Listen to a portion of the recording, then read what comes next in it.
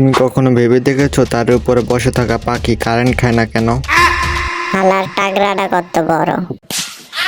দেখো, দুইটা গ্লাসই সমান পরিমাণ পানি আছে আর নিচ দিয়ে একটা পাইপ যুক্ত করা। যতক্ষণ দুই গ্লাসের পানি সমান আছে, পানি এক দিক থেকে আরেক দিকে যাবে না। কিন্তু এক গ্লাসে পানি ঢাললো তখন পানি অন্য গ্লাসে যেতে শুরু করবে ব্যালেন্স করার জন্য।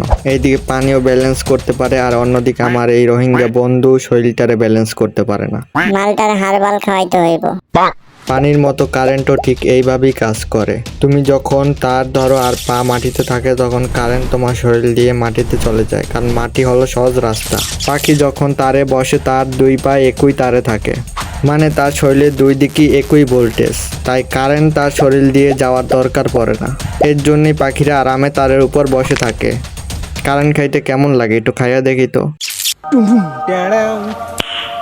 Nice.